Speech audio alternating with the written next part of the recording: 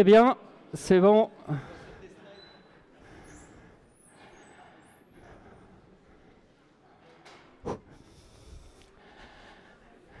Wow. Merci à toutes et tous d'être là. Je vais vous parler d'un rêve que j'ai réalisé il y a quelque temps.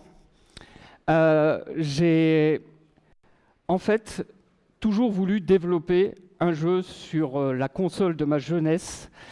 Cette console, c'était celle-ci, la Super Nintendo. Et je vais vous montrer qu'on peut réaliser son rêve si on le souhaite. Ce talk est là pour ça. Je m'appelle Jean-Michel Girard, je suis Tribe Lead chez Worldline, on va dire la semaine. Et je m'appelle aussi Alec Maul, et je suis développeur sur console de jeux anciennes, sur mon temps libre. Quand je dis ancienne, c'est les Game Boy, Game Boy Color, Game Boy Advance, Super Nintendo, Mega Drive, ce que vous voulez. Ça, c'est moi dans ma jeunesse. Voilà comment on jouait à l'époque sur les consoles.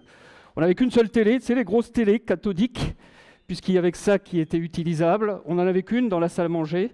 On mettait la console, on avait des cartouches qu'on pluguait, puis on invitait souvent les copains et on jouait avec ça. C'était notre façon à l'époque de jouer sur ces consoles-là. Et c'est avec nostalgie que je peux maintenant encore le refaire avec des nouveaux jeux. Qui connaît ce film ? Ready Player One. Alors, je ne parlerai pas du scénario. Tout ce que je parlais, c'est regarder ce film d'une autre façon, avec tous les clins d'œil et toutes les références qu'il y a à cette époque-là. Rien que sur cette image de ce film, c'est la folie. Je ne vous le donne pas, mais vous regardez et vous verrez bien. Cette chose-là, c'est quelque chose que j'ai connu pendant mes années collège. En fait, c'était un canard informatique qui s'appelait Hebdogiciel. Il était grand comme ça, comme un journal, hein, comme la Nouvelle République, si vous le souhaitez. Et ce canard, donc ça c'était le premier, et ça c'était le dernier. Il était dans les années 80. Et qu'est-ce qu'on faisait avec ce canard-là ? On envoyait des listings. Et ces listings, s'ils étaient publiés, on nous payait. Donc c'était cool. C'est-à-dire qu'il suffisait de savoir un peu développer sur micro-ordinateur, hein, pas sur console à l'époque. On faisait le listing, on l'envoyait, s'il était publié, on avait de l'argent. Et en plus, il y avait un concours chaque trimestre. On pouvait gagner un voyage aux États-Unis. Donc ça, c'était vraiment délirant. Ils ont poussé encore plus après le concept. Et il y avait même un concours, si vous cherchez sur Google, qui s'appelle le concours des 2 lignes. C'était en 2 lignes de code, en basique, pour pouvoir faire un programme qui fonctionne. 2 lignes de code. Et je vous jure qu'on a fait des trucs de folie. Donc je vous conseille de regarder ça. Hebdogiciel. C'était vraiment quelque chose qui était fantastique. Vous trouvez, si vous souhaitez consulter des numéros sur Abandonware Magazine, vous les avez à peu près tous. Quiz. Cette console est apparue en 77, en 82 chez nous. C'est laquelle ? Je vais faire question pour un champion. Précisez s'il vous plaît. Atari, c'est pas suffisant. 2600, bravo. L'Atari 2600, une des très belles consoles avec un des meilleurs jeux de plateforme dessus. Vous le connaissez ? Pitfall, bravo, de David Crane, édité par Activision. Celle-ci ? Non. Intellivision, je l'ai entendu, bravo. L'Intellivision, pareil, 79, elle fait arriver chez nous en 82. Un super jeu dessus. Vous voyez les graphiques, fantastiques, du 4K HD. C'était Burger Time de Data East, adapté directement par les gens de chez Intellivision. Celle-ci, je l'ai entendue tout à l'heure. Bravo, la ColecoVision de Connecticut Laser Company, une société américaine. Elle n'est pas très connue chez nous, elle a bien marché au Canada et aux États-Unis. Elle avait comme slogan que tous les jeux étaient comme les jeux en arcade. Celui-ci, Zaxxon de chez Sega, adapté par CBS ColecoVision dessus. Je termine par une dernière, mais celle-ci, elle est facile. Il y a même son nom que j'ai laissé, donc ça va être celle du talk. La Super Nintendo. La relation avec toute cette console, c'est quoi ? C'est qu'on peut faire du développement qu'on appelle homebrew dessus. C'est-à-dire du développement, si on prend la définition de Wikipédia, c'est des jeux qu'on produit pour ces plateformes-là, qui étaient propriétaires, pas prévus pour, et surtout avec des moyens qui sont comme ces cartouches-là, qu'on avait dans les consoles, pour pouvoir faire fonctionner nos jeux. Alors ça, c'est bien beau, mais développer des jeux sur ces consoles-là, surtout avec Nintendo, on les connaît. Légalement, qu'est-ce qui se passe? En réponse courte, on ne nous embête pas. On produit nos jeux, on les commercialise même, et à l'heure actuelle, ça se passe bien. Donc j'espère que ça continuera.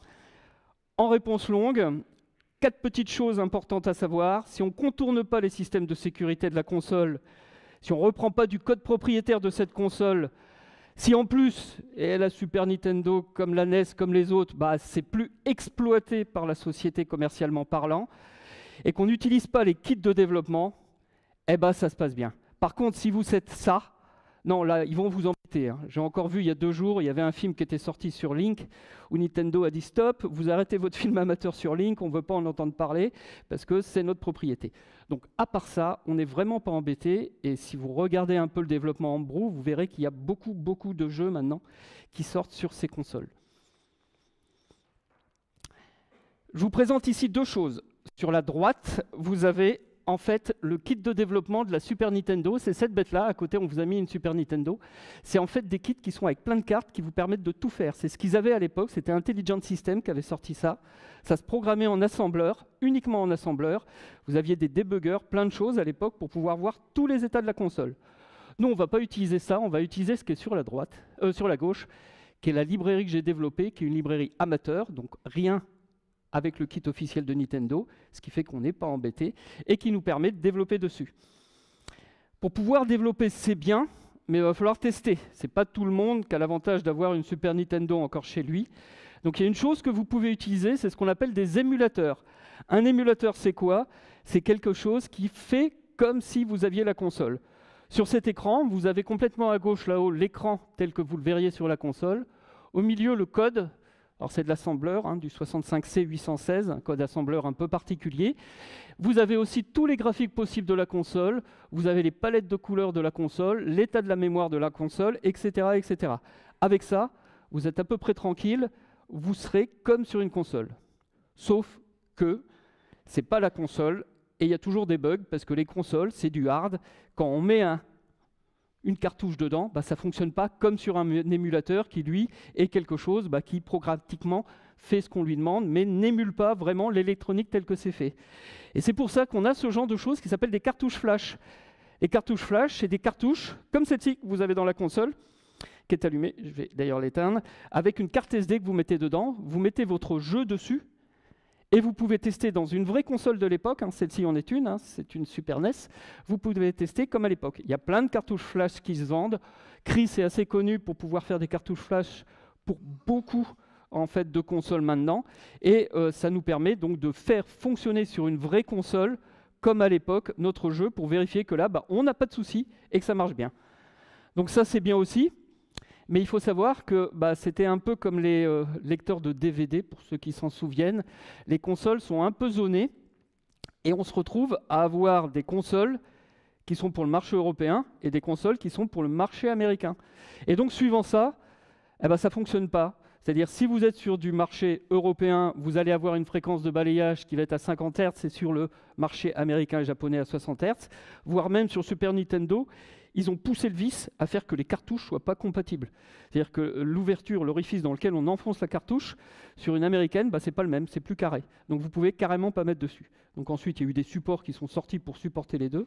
Mais en fait, une console américaine ne permet pas de faire fonctionner une cartouche européenne. Ils allaient même plus loin, puisque dans le développement, il y avait certains studios qui testaient si la cartouche était vraiment, si elle était réservée au marché américain, sur une console américaine, pour faire que, en dehors, ils ne permettent pas de tester ça. Ça, c'est le jeu que j'ai fait sur Super Nintendo, que je vous ai apporté, qui est ici. Donc voilà ce que c'est, un jeu qui sort aujourd'hui sur Super Nintendo. Voilà, ça c'est un nouveau jeu sur cette console-là, qui est sorti il y a quelques années maintenant, mais qu'on peut faire, fabriquer comme à l'époque. Support physique comme à l'époque, documentation comme à l'époque d'un jeu sur Super Nintendo. Ce jeu-là, c'est quoi? C'est Sidney Hunter et les cavernes de la mort. Sidney Hunter, grosso modo, c'est le fils non reconnu d'Indiana Jones. Lui, il n'a pas un fouet, il a un boomerang uniquement. Il recherchait des trésors comme Indiana Jones et il s'est retrouvé complètement perdu dans des cavernes, enfermé dans ces cavernes, il doit en sortir. Un petit jeu sympa, bien animé, avec une dizaine de cavernes différentes, des petits puzzles à résoudre pour pouvoir s'en sortir et faire en sorte qu'on puisse terminer le jeu. Ce jeu-là, c'est ces gens-là qui me l'ont demandé. Donc vous avez 3 personnes, Jean-François Dupuis et Toby Saint-Aubin, c'est des Canadiens. Ils m'ont contacté en 2014, j'avais sorti le kit depuis 2 ans déjà, je ne l'avais pas trop mis à jour, et ils m'ont demandé si j'étais intéressé pour pouvoir faire un jeu sur Super Nintendo. Comme tout développeur, j'avais dit facile, j'ai un kit de développement, je vais pouvoir le faire, les doigts dans le nez, ça ne va pas me poser de problème. Le jeu, c'était le jeu de ce monsieur qui est là, Cass Erickson, qui l'avait fait sur PC dans une version Flash. Donc ce Sidney Hunter existait en version Flash. Et on a aussi été aidé par ce monsieur qui est Benjamin Marcus Allen pour tout ce qui a été musique ensuite. Donc toutes ces personnes sont aux États-Unis et pas de notre côté, ou au Canada bien entendu. Quoique avec Trump, ce sera peut-être que les États-Unis un jour, on ne sait jamais maintenant. Et ils font partie de la société qui s'appelle Collector Vision. Donc en 2014, on part là-dedans, on se dit facile, on va l'avoir rapidement notre jeu. Sauf que faire un jeu sur une console comme ça, on a beau être développeur, s'y connaître un peu, c'est pas si simple. Et ça a été pour moi la longue ascension du Kilimandjaro, parce que ça a été très très long. J'ai dû recommencer plusieurs fois, j'ai dû changer le code de ma librairie, qui était un code en langage C au début, mais qui était trop lent sur une vraie console, car j'avais une vraie console pour tester avec les cartouches flash, maintenant que vous savez que ça existe. J'ai dû refaire et refaire plusieurs fois le jeu. J'ai même dû, si vous regardez, recoder complètement ma librairie en assembleur, elle n'est plus du tout en langage C, pour être vraiment au plus proche de la machine et faire qu'on soit proche du jeu. Donc ça a été vraiment quelque chose de difficile. Et j'ai aussi utilisé des outils modernes pour pouvoir développer mon jeu. C'est-à-dire que toutes les cavernes dans lesquelles Sidney Hunter sont enfermées sont faites avec un outil que vous pouvez télécharger qui s'appelle Tiled. Et j'exporte même pour la librairie au format JSON toutes les cavernes pour pouvoir les réintégrer dans le jeu. Donc c'est vraiment des outils modernes qu'on utilise maintenant pour faire nos développements sur ce jeu-là. Il est développé, il est créé, il fonctionne. Si on veut avoir ça, va falloir le fabriquer. Chez nous, on ne fabrique pas. Au Canada, on ne fabrique pas. Hélas pour nous, il y a encore un seul endroit où on fabrique, c'est en Chine.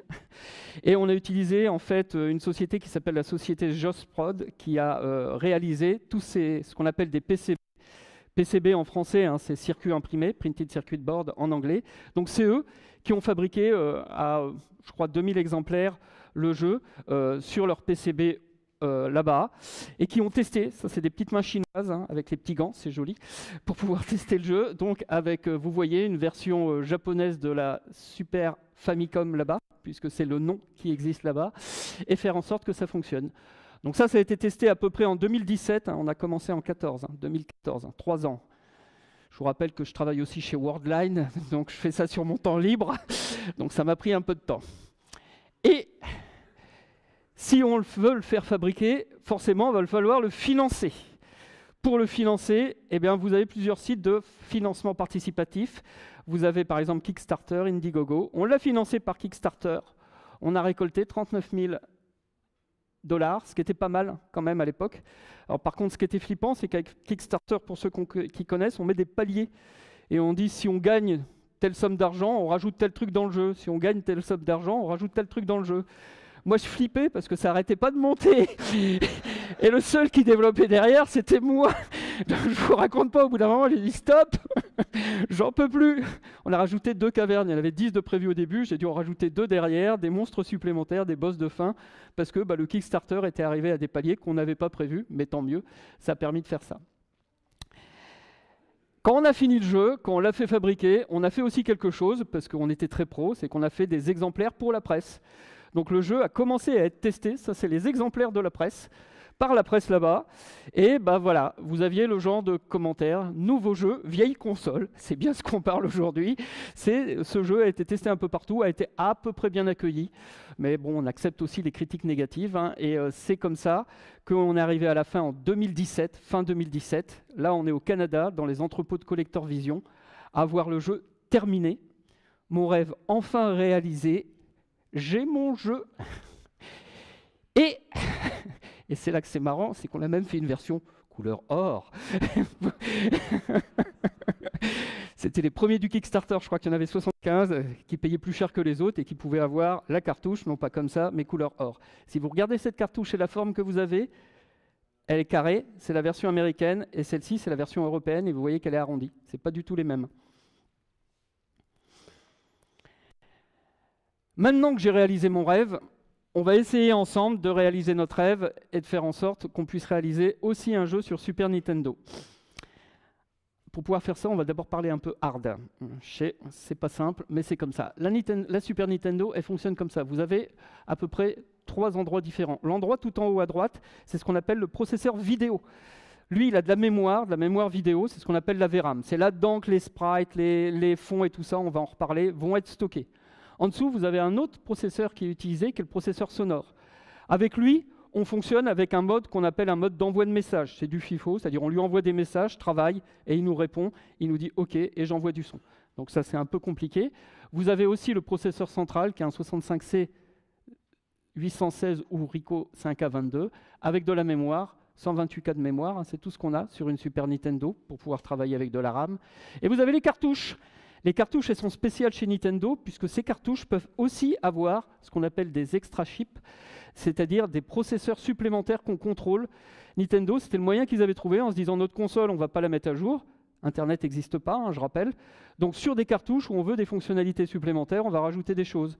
Par exemple, Mario Kart, quand il est sorti sur Super Nintendo, il avait quelque chose à l'intérieur qui lui permettait de faire des calculs matriciels qui étaient un peu meilleurs. Quand vous avez vu Star Fox, vous aviez de la 3D. Tout ça, c'était dans la cartouche, pas dans la Super Nintendo. Elle ne le faisait pas. Ça, c'est important quand on fait du développement sur ces consoles de cette époque, c'est de bien comprendre cette chose-là.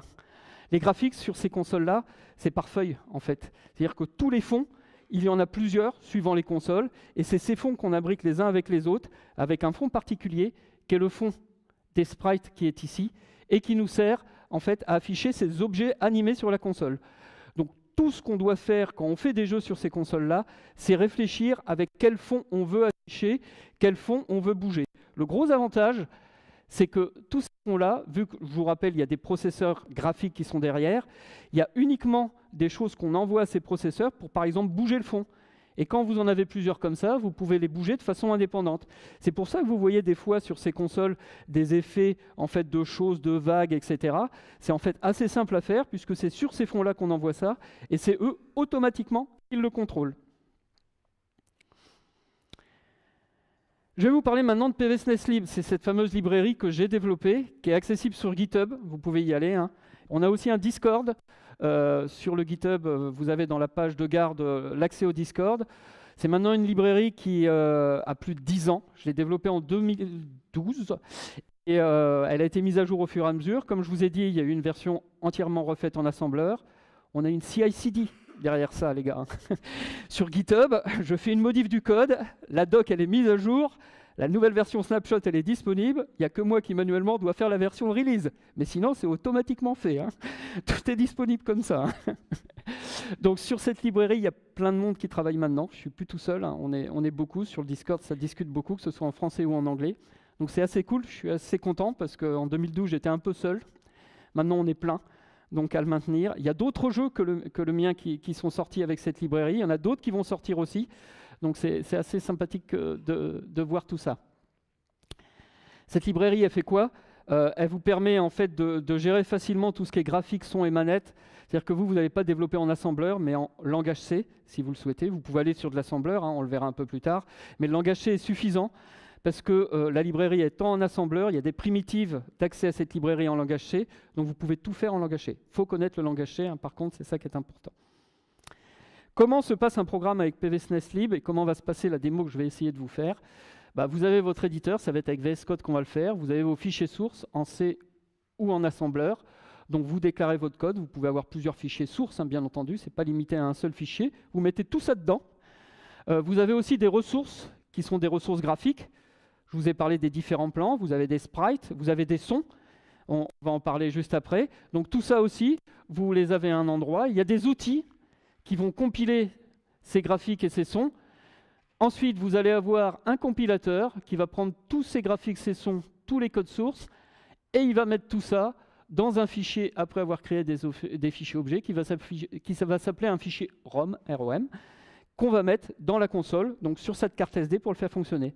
C'est ce fichier que les gens qui fabriquent en fait les cartouches, les PCB, Printed Circuit Board, flashent sur des EPROM pour pouvoir faire fonctionner le jeu directement derrière. Donc tout ça, c'est automatisé et ça permet de faire fonctionner le jeu derrière.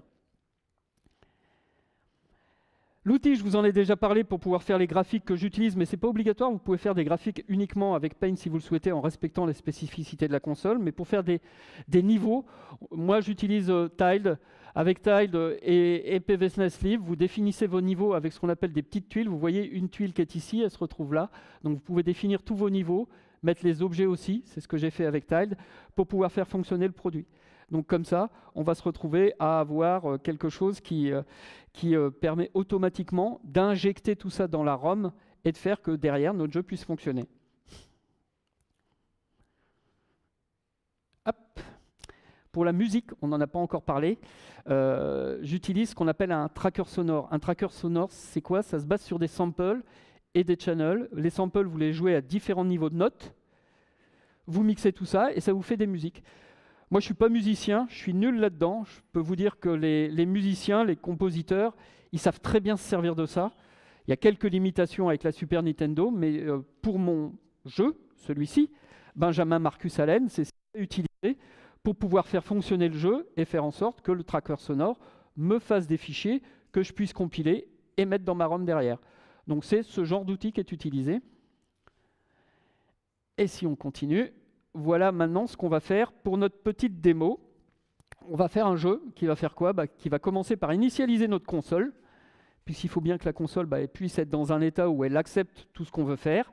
Et après, on aura une petite boucle principale qui va gérer les touches de la manette. Lorsqu'on va appuyer sur ces touches, on va essayer de faire bouger notre perso Mario. Alors, allons-y.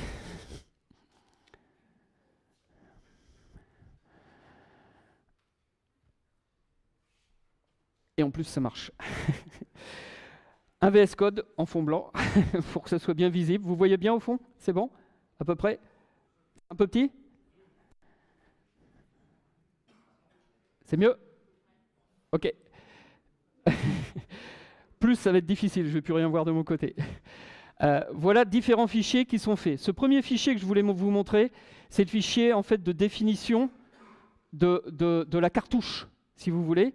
Ce fichier, il est unique par cartouche. On réutilise souvent le même fichier pour toutes les cartouches. Ce qu'on change dedans uniquement, c'est lorsque la cartouche devient plus grosse, on augmente la taille de la cartouche. À part ça, on ne touche à rien, c'est la librairie qui fait tout le reste. Donc ça, c'est un fichier qui est important, mais sur lequel on ne va pas beaucoup bouger. Un autre fichier qui est important, c'est ce fichier-là, qui contient un certain nombre d'informations. C'est quoi? C'est tous les graphiques, tous les sons. En fait, on a un gros fichier qui n'est pas très compliqué à comprendre, c'est on va lui dire injecte avec cet ordre ingbin tous ces fichiers-là qui vont être des graphiques, des sons. En plus, vous avez des choses qui sont assez reconnaissantes, PAL pour palette, PIC pour picture, donc les graphiques, ça, BRR, c'est des sons, etc., etc. Donc ce fichier, c'est dans ce fichier où on déclare tout ça. Il peut être très gros. Hein. Sur le jeu Sydney Hunter, il était énorme ce fichier. Je vous rappelle, 12 cavernes, j'avais plus de 10 musiques différentes qui étaient faites, tout plein de sprites, donc c'était un fichier qui était devenu énorme. Mais c'est pas grave, ça fonctionne bien, on déclare tout dans ce fichier, et derrière, ça fait le job. Il y a un petit fichier Makefile, je ne vais pas le détailler, c'est un fichier qui est utilisé dans le langage C. Il faut connaître le langage C, il faudra connaître quand même Makefile pour pouvoir l'utiliser. Avec mes collègues qui travaillent sur la librairie avec moi, on l'a maintenant bien simplifié. Il reste que le minimum syndical si vous modifiez des choses, sinon tout le reste, c'est fait par la librairie. La compilation par défaut des fichiers en langage C ou assembleur, la génération des graphiques, etc., c'est la librairie qui le gère. Vous n'avez pas besoin de le déclarer dans ce fichier-là. Et derrière, on a un petit fichier source. Je vais m'asseoir, hein, je suis un peu vieux, hein, je vous rappelle que j'étais avec les premières consoles de jeu. Dans ce fichier source, qu'est-ce qu'on va avoir? On va avoir une fonction principale qui commence à cet endroit-là, qui, comme je vous le rappelle, initialise la console. Je ne vais pas rentrer dans le détail de toutes les instructions, ce n'est pas le but. Mais dans ce fichier-là, on va déclarer en fait l'initialisation de la console, du texte qu'on va utiliser. On va lui dire qu'on va charger du son aussi. Vous voyez qu'il y a plein de primitives qui sont des primitives de la librairie qu'on utilise. Et on va lui dire de préparer en fait la console dans un mode graphique particulier. Cette conf n'est pas dédiée à vous expliquer comment fonctionne la Super Nintendo, mais plus à vous parler comment j'ai fait ce jeu-là. Donc je ne vais pas rentrer dans ce détail, mais elle va faire ça. Ensuite, on va avoir quelque chose qui est important quand même. C'est on a dans la librairie un moteur en fait, d'initialisation des objets qui sont animés sur l'écran. C'est ce qu'on appelle des sprites. Et ce moteur, il est intégré dans la librairie. Je l'ai mis après avoir développé ce jeu-là d'ailleurs. Dans ce moteur de sprite, eh ben, on l'initialise et ensuite, on va lui dire qu'on va avoir des fonctions spécifiques. Donc là, c'était Mario, hein, mon petit exemple, pour initialiser mon objet Mario et pour le mettre à jour. Derrière, je charge la carte Mario et je passe tout ça en mode graphique. Ensuite, je vous ai dit qu'il y avait une boucle infinie où on faisait, voilà, c'est ici, où on faisait la gestion des touches, et suivant cette gestion des touches, eh ben, on mettait à jour tout ce qui se passe. C'est dans cette boucle que c'est fait, c'est-à-dire que dans cette boucle, vous avez en fait une fonction particulière, qui est la fonction qui nous permet de mettre à jour tous nos objets. Si je monte dans mon fichier, là j'avais qu'un seul fichier, hein, parce que ce fichier c'était juste pour vous expliquer. Voilà. Si je monte dans ce fichier, je vais avoir un init de Mario. Derrière, je vais avoir, après l'init, un update de Mario qui va me l'afficher. Et vous voyez que là, je vais avoir du code, on va voir après, où je vais gérer les touches pour pouvoir animer mon Mario. À l'heure actuelle, on va déjà essayer de faire une démonstration pour montrer comment ça fonctionne avec la Super Nintendo.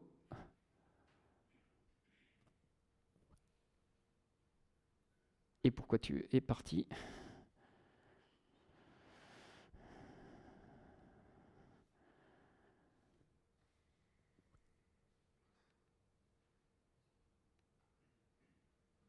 Ça doit être bon. F11. Voilà. Là, c'est plus mon PC. C'est cette bête-là. Oui, l'affichage est inversé. Je ne sais pas pourquoi, je n'ai pas eu le temps de regarder. C'est pas grave, on va essayer de se débrouiller avec ça. Donc là, je suis sur la Super Nintendo. Je vais essayer de baisser sur Tourentech. Voilà. Et là, c'est la première démo. Voilà. Là, vous avez une Super Nintendo qui fonctionne. Alors, c'est à l'envers, hein, je suis désolé. Vous avez Mario qui est tout là-haut. Mais vous voyez en fait que ce jeu qu'on vient de développer, en fait, il est affiché avec Mario. Là, si j'essaie de bouger, Mario, il ne bouge pas. Pourquoi? Parce que, comme je vous le dis, je n'ai pas mis le code pour pouvoir faire bouger Mario. Donc, à l'heure actuelle, on n'est pas capable de le faire. Donc, on va retourner sur l'interface. Comment faire bouger Mario? C'est assez simple. Je vais vous montrer ça. Je vais reprendre le code qui est dessous ici, et on va le regarder vite fait. Dans la librairie, pour pouvoir faire bouger Mario, on va rentrer dans le détail un peu de ce qui se passe là-dedans. Voilà. Hop. Je reviens sur ce fichier-là, j'insère tout ça ici. Qu'est-ce qu'on va faire?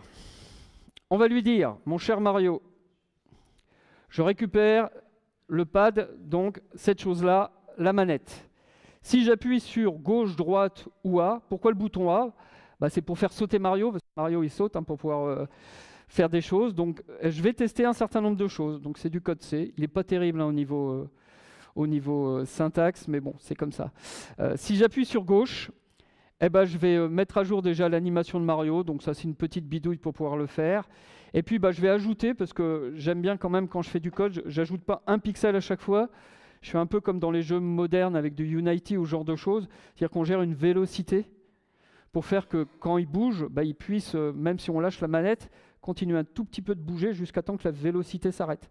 Donc c'est ce que je vous ai mis dans ce code-là, c'est-à-dire que c'est une vélocité sur Mario, et c'est le moteur d'objet qui gère les vélocités, qui va faire en sorte que Mario il va avancer, mais il ne va pas s'arrêter tout à fait. C'est-à-dire qu'il faut vraiment appuyer un tout petit peu sur la manette pour le faire avancer que d'un seul pixel. Plus ça rajoute comme ça de la difficulté dans les jeux, dont celui-là. Parce que si on est tout près d'un trou, pour s'arrêter tout près, c'est toujours plus difficile, donc c'est cool. Moi, j'aime bien. On fait la même chose sur la droite quand on appuie. Et quand on va sauter, on va faire un peu la même chose, c'est-à-dire qu'on va lui dire, là, tu vas changer la vélocité, mais autant on l'a changé en X et en Y quand c'était pour bouger à droite à gauche. Si là, il doit aller, en X uniquement, s'il doit y sauter, c'est en Y qu'on va changer la vélocité. Donc c'est ce qu'on fait ici avec ça. Derrière, je ne vous l'ai pas dit, mais avec Tilde, on gère en fait ce qu'on appelle aussi sur ces différentes tuiles qui constituent en fait la carte de Mario, on peut gérer si des tuiles permettent de passer à travers ou pas. Et le moteur d'objet gère ça. Donc nous, dans notre code là, comme sur des moteurs modernes à la Unity, on n'a pas besoin de faire ce genre de choses. C'est-à-dire que c'est automatiquement le moteur avec une instruction qui est ici, collide map, qui va savoir, suivant l'endroit où se trouve Mario, est-ce que l'endroit où il marche, ça va le faire tomber parce qu'il y a un trou ou pas. Et donc automatiquement, ça va nous permettre, grâce à ces changements uniquement en X et en Y, de pouvoir, avec cette instruction, faire l'interaction avec la carte qu'il y a derrière. Ensuite, on fait quoi? On a un certain nombre de choses qui disent, suivant que tu marches, que tu sautes ou autre, j'ai créé des petites fonctions que j'ai mis au-dessus qui vont permettre de gérer tout ça. Donc ces petites fonctions, je vais les ajouter parce que je ne les ai pas pour l'instant ajoutées dans mon code. Elles sont là. Voilà. Et on va les détailler ensuite. Hop. Je les mets au-dessus.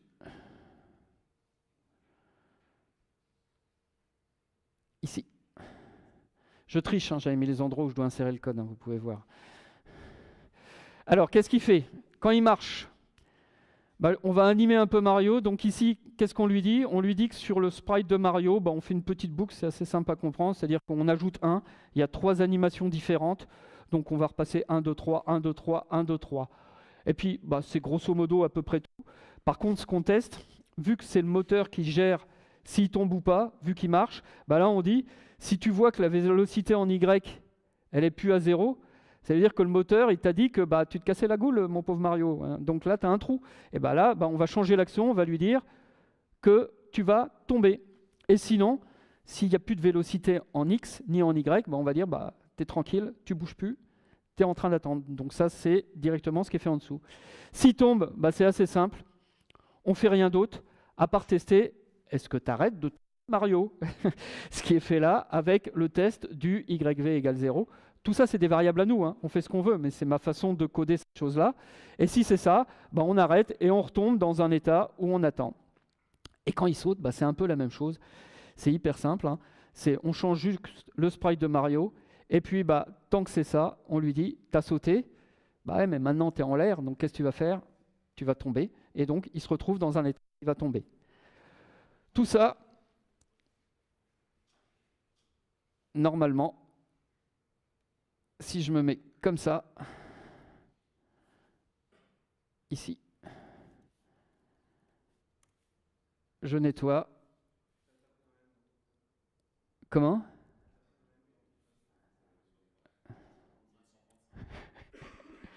Bien vu, Callaghan. Je recompile. Normalement, tout se passe bien. Voilà, ouais, super. Il a terminé de compiler. Vous voyez, c'est assez rapide quand même. Alors bon, c'est un petit jeu. Celui-là, ça prenait un tout petit peu de temps, mais ça ne prenait pas les 5 minutes de recompilation de la JVM Java pour ceux qui étaient là. C'est moins que ça quand même. Mais voilà, ça c'est la façon dont on compile avec tout ce qui se passe derrière. Il y a quelque chose qui est intéressant aussi quand on regarde. C'est ce qui est marqué à cet endroit-là. C'est-à-dire que quand on commence à connaître, je vous rappelle, pour pouvoir développer sur une console, il faut la connaître quand même. Quand on commence à développer sur la console, ça nous dit qu'est-ce qui reste de place libre en fait, sur notre cartouche. Ce qui fait qu'à un moment, s'il n'y a plus de place libre, on va se dire, il va nous dire, je peux pas, j'ai plus de place. Donc il va falloir augmenter dans un des fichiers, le fichier que je vous ai présenté en tout premier, la taille de la cartouche pour passer à une taille supérieure. Là, c'est du 256. Celle-ci, elle fait 2 mégas. Donc c'est très gros, mais il y a beaucoup de musique qui prennent beaucoup de place, beaucoup de graphiques avec les différents niveaux qui prennent beaucoup de place aussi.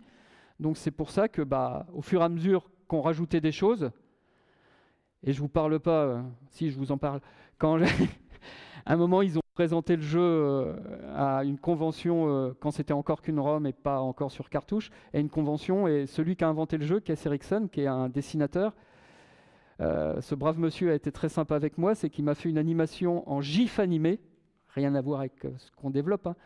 Et il m'a dit, tiens, ça c'est l'animation d'introduction du jeu que tu dois intégrer dans le jeu. C'est du GIF animé, c'est facile à mettre sur SNES. Ouais, il m'a fallu 3 jours quand même pour tout changer, tout adapter et faire que ce soit faisable. Mais c'est le genre de truc aussi où quand il y a plein d'animations qu'on rajoute sur une intro du jeu, c'est quelque chose qui prend de la place aussi. Une fois que c'est complètement compilé, on se retrouve à avoir ici, j'ai essayé, voilà, une ROM qui est cette chose-là, qui est cette ROM que vous mettez ensuite, alors je ne vais pas le faire pour éviter, parce que niveau prise USB, je suis un peu embêté, mais une ROM que vous mettez sur votre carte SD, et c'est ce qu'on a lancé de l'autre côté. Si je vous montre maintenant, hop, voilà, on était avec cette version-là, la version avec Mario qui bouge, et mon écran à l'envers, et même les touches, hein, et c'est hyper dur. Hop. Voilà. Voilà, donc là, vous vous retrouvez avec Mario qui est là. Et vous voyez que Mario, maintenant, il est... Oh, il y a du lag, hein. Ouf. Ma connexion Internet n'est pas terrible. Et voilà, et je peux normalement sauter. Et Mario, alors, comme je n'ai pas testé le sol, normalement, pour ceux qui connaissent, j'ai piqué les graphiques du Mario Game Boy qui était sorti sur la toute première. Voilà, et comme je n'ai pas testé, si vous voulez, là, viens dans l'autre sens. Allez. Ah.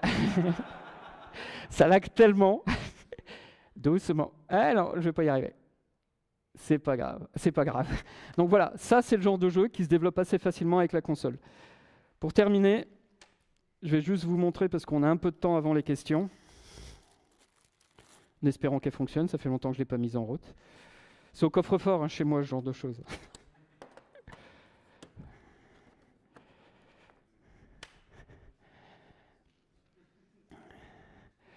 Je vous présente Sydney Hunter,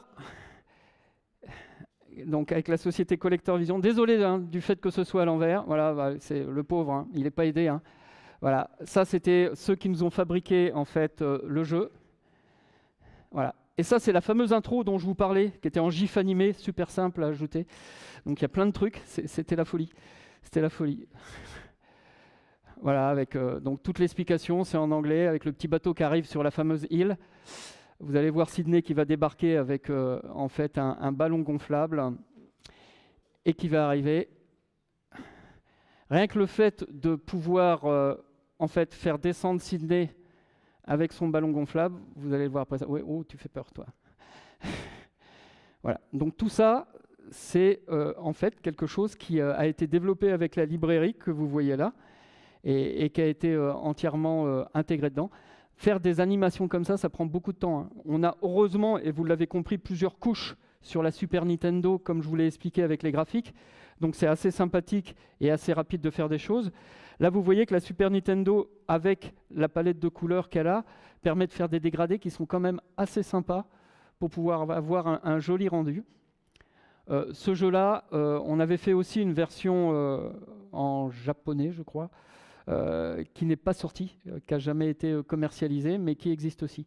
Là, vous voyez, tout bouge, mais en fait, comme je vous l'ai expliqué, les processeurs graphiques, ils ont des fonds et ils sont capables de faire scroller quelque chose. Ça, c'est une instruction pour le faire.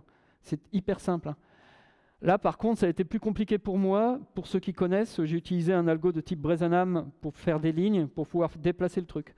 Mais voilà, tout ça, c'est en fait notre brave Ciné. Et je cause, l'intro est toujours pas finie, hein. Je ne sais pas si vous voyez ce que j'ai dû intégrer à l'intérieur. Donc on va le voir quand il va être capturé après, et se retrouver dans la caverne, et on arrêtera juste après. Donc voilà, là il découvre en fait un super... en fait c'est comme Indiana Jones, c'est vraiment son fils qu'il n'a pas voulu reconnaître, un super diamant. Mais hélas pour lui, le fait de faire ça, ça n'a pas plu aux méchants de la caverne, et il se retrouve à être complètement piégé dans la caverne. Pareil avec les fonds, toujours avec ce système de couches, comme on a des priorités, c'est très simple de faire passer un sprite derrière un fond ou devant un fond, puisqu'avec ces calques et ces priorités, vous pouvez facilement gérer ça. Encore une fois, c'est en connaissant la console qu'on est capable de faire ça. Donc voilà, il va être enfermé et il ne peut plus rien faire, ce brave Sydney. Et il se retrouve complètement piégé. Voilà. Et là, vous vous retrouvez avec le menu principal que vous avez vu dans l'animation. Sauf que là, c'était la version finale. L'animation, c'était 2016. Et là, vous voyez, c'était bien 2017. Comment ?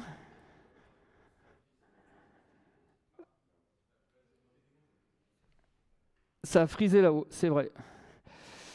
C'est pas grave. On va revenir sur les slides.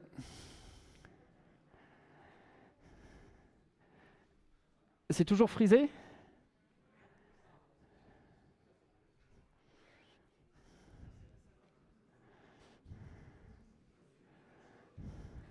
Je vais tout quitter. Je débranche l'HDMI. J'y vais. Heureusement, c'était la fin.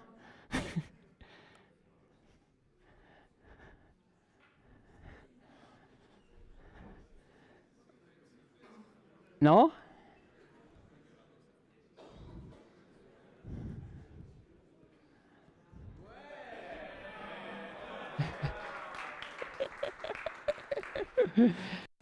Tu y arrives ou pas ?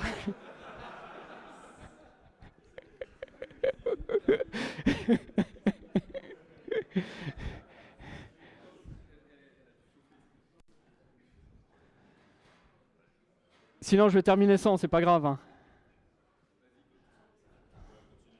Ok. Les deux choses que je voulais vous dire pour finir, qui sont sur les slides, mais que vous ne pouvez pas voir. C'est la première, c'est que la toile a eu ses excès. On s'est retrouvé, en fait, pour cette version or, vous vous souvenez que je vous ai super cartouche, sur eBay, elle s'est retrouvée en vente à 300$.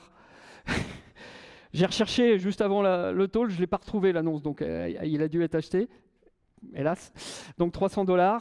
Et l'autre chose aussi, il manquait une chose pour que mon rêve soit encore plus réalisé. C'était quoi ? Vous faites un jeu. Votre jeu, il est bien, il fonctionne, mais derrière, il y a des petites personnes, voilà, qui sont mal intentionnées. AliExpress, ça vous parle ?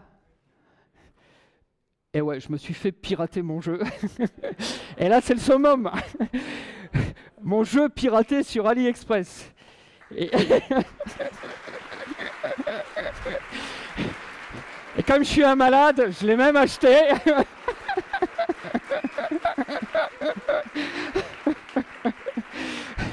Ma version pirate. Alors vous voyez qu'il y a quand même une différence, et ça vous prouve qu'il ne faut pas acheter sur AliExpress, entre une version qui est quand même en boîte et une version AliExpress.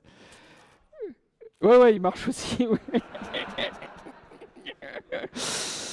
Et comme AliExpress est encore pire, lors des Black Friday, ils m'ont envoyé un mail, puisque je suis quand même sur AliExpress pour acheter des choses, en disant « Hé Jean-Michel, ce jeu-là, toi qui aimes bien le rétro gaming, il pourrait t'intéresser !»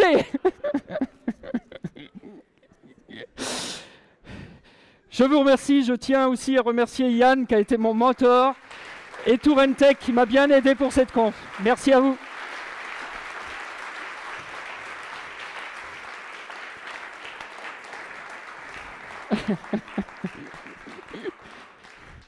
Cinq minutes si vous avez des questions. Oui.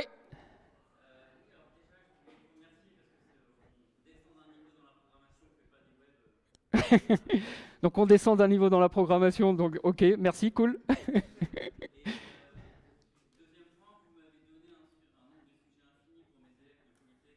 C'est vrai? Super. Pour des élèves de Polytech, ça peut devenir un sujet. D'accord. Alors, la question, c'est quoi la suite pour la bibliothèque PV-SNES-Lib? On a déjà beaucoup de choses à l'intérieur de la bibliothèque. Peut-être avoir plus de docs et de tutoriels pour aider les gens. Mais à part ça, on a déjà de quoi programmer, hein. Il y a beaucoup de gens qui l'utilisent déjà et je pense que même quelqu'un qui débute, la première chose à comprendre, c'est comprendre la console et comment elle fonctionne. Je vous ai donné vraiment qu'un tout petit aperçu avec les graphiques, mais avant de se lancer dans le développement, il faut déjà faire ça. Oui, une autre question?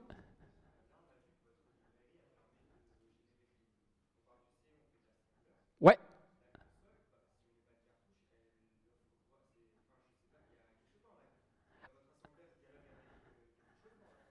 Alors, d'accord. Alors, la question, c'est est-ce que la console elle dialogue avec quelque chose dans la cartouche? La réponse est oui. C'est-à-dire c'est du code qui est exécuté. En fait, on est vraiment au plus bas niveau. Moi, j'ai commencé ma carrière dans du temps réel embarqué. C'est un peu la même chose. C'est-à-dire qu'on programme des entrées-sorties sur la console pour la faire réagir suivant ce qu'on veut faire. Donc, on se retrouve là à demander à la console, tu vas mettre à jour tel endroit du processeur graphique pour pouvoir faire ça. Et ça, c'est le programme que j'ai fait, que ce soit dans la librairie ou dans mon jeu, qui fait ça. Donc c'est quelque chose dans la console qui fait ça. La console n'a rien d'autre. Si j'éteins, j'enlève la cartouche et que j'allume la console, elle ne fait rien. L'écran, il est noir. Il faut vraiment un jeu pour fonctionner. Alors là, c'est une cartouche particulière que vous avez vue, celle-ci, puisque comme c'est une cartouche flash, elle a un menu en plus qui permet de pouvoir choisir le fichier ROM SFC que je vous ai expliqué à lancer. Mais sinon, et vous l'avez vu avec celle-là, celle-là, automatiquement, elle va lancer le jeu. Donc, on dit à la console, le jeu se trouve à tel endroit, c'est à tel endroit qu'est le point d'entrée, et tu commences à exécuter le code avec le processeur Rico 65C816, et il exécute tout. C'est-à-dire qu'il a un endroit qui s'appelle le reset de la console, comme quand on appuie sur le bouton reset, qui fait que la console repart à cet endroit-là. D'autres questions? Oui? Ouais. Ouais. Alors la question c'est, est-ce qu'on est encore limité en taille comme à l'époque? On peut aller à 2 ou 4 mégas, mais tout dépend ensuite des PCB qu'on veut faire fabriquer, mais on n'est pas allé beaucoup plus loin. Il faut savoir quand même qu'au niveau processeur, c'est un processeur qui... en fait, le processeur de la Super Nintendo, alors là je vais me faire tuer quand les gens vont entendre ça, mais c'est le même processeur que la NES, avec un peu de Botox pour pouvoir faire qu'il fasse des choses en plus, mais c'est un processeur qui est 8 bits à la base et un peu 16 bits. Donc l'adressage mémoire est quand même limité. Donc on ne peut pas monter beaucoup plus haut. Il n'y a pas encore, j'ai pas vu, de cartouches qui permettent un peu comme sur Mega Drive, d'avoir ce qu'on appelle du bank switching, c'est-à-dire d'avoir des endroits de la cartouche qu'on remet à un autre endroit pour pouvoir faire fonctionner ça. Sur une très vieille console qui s'appelle la ColecoVision dont j'ai parlé au début, c'est ce qu'on fait maintenant. À la base, la ColecoVision était une console où la taille maxi des cartouches, c'était 32 kilo-octets. Le Zaxxon que vous avez vu, il tourne en 32 kilo-octets. La ColecoVision, c'est une console qui a 1 kilo-octet de RAM. 1 kilo-octet de RAM. Avec ça, vous vous débrouillez. Maintenant, sur ColecoVision, les cartouches qu'on sort, on a du bank switching, ce qui fait qu'on monte à 128, 256, 1 méga si on veut, pour pouvoir mettre plein de graphiques si on le souhaite. Oui, une autre question?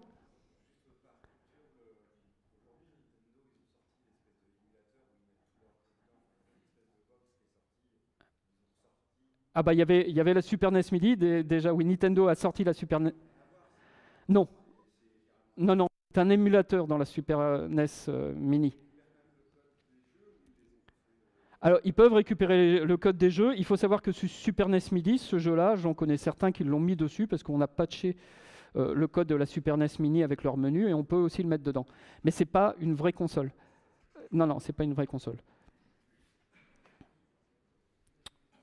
Il reste 17 secondes. Ouais, une dernière question là-haut.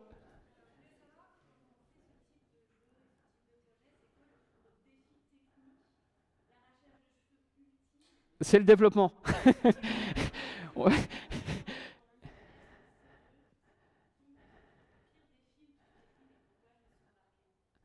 C'est un moment dans le jeu, il y a du scrolling dans tous les sens. Oui, pardon, la question c'était quel est mon pire défi et mon pire cauchemar, et c'est pour ça que j'ai refait plusieurs fois. Ça a été à un moment dans les niveaux, parce que là il paraissait à plat, mais ils m'ont mis du scrolling à un moment dans les niveaux où on devait monter, puis il y avait la lave qui montait aussi en dessous. Ça a été un bel arrachage de cheveux, ouais. Ouais. Depuis, il y a d'autres jeux qui sont sortis, hein. J'en ai sorti d'autres. Sur mon site, vous avez mes coordonnées qui sont là si vous voulez avoir des renseignements. Il y a d'autres jeux, on continue à en faire et on continue à produire sur Super Nintendo aussi. Je vous remercie.